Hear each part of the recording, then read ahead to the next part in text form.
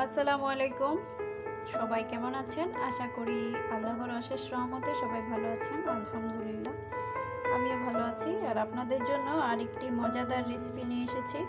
এটা হচ্ছে শীতল শুটকি, আর এখানে আছে এক টুকরো মাছ, আর এটা হচ্ছে ভাপিয়ে নেওয়া লতা, মানে কচুর লতা। আসলে কচুর লতা একটু ভাপ দিয়ে নিলে কি হয়, ওই যে চুলকানোর ভাবটা থাকে ওটা দেখা যায় না তখন। তাই এখানে আমি একটা পাতিলের মধ্যে 3টি রসুনের কোয়া থেতো করে নিয়েছি, আর এখানে আছে 4-5টি কাঁচামরিচ আর পেঁয়াজ। এখন এর মধ্যে সামান্য পানি দেব, আর এই মাছের টুকরোটা এর মধ্যে দিয়ে দেব।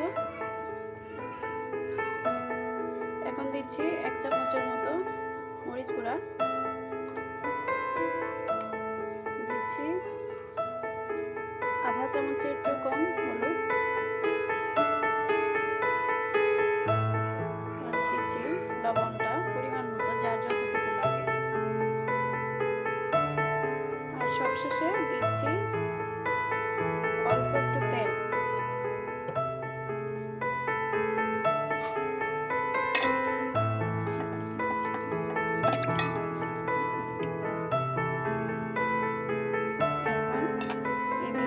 চুলার মধ্যে বসিয়ে দেব। মিশ্রণটা চুলার মধ্যে বসিয়ে দিয়েছি।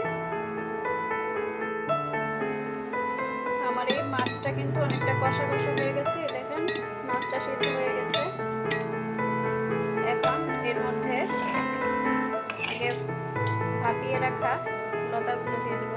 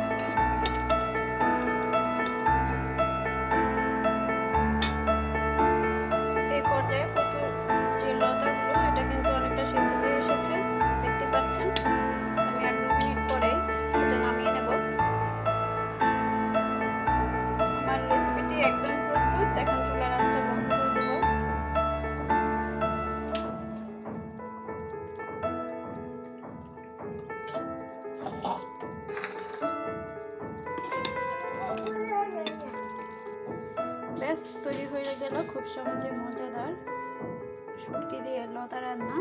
আপনাদের এই রেসিপিটি ভালো লাগলে অবশ্যই বাসায় তৈরি করবেন। আশা করছি আপনাদের এই রেসিপিটি খুবই ভালো লাগবে। আল্লাহ হাফেজ।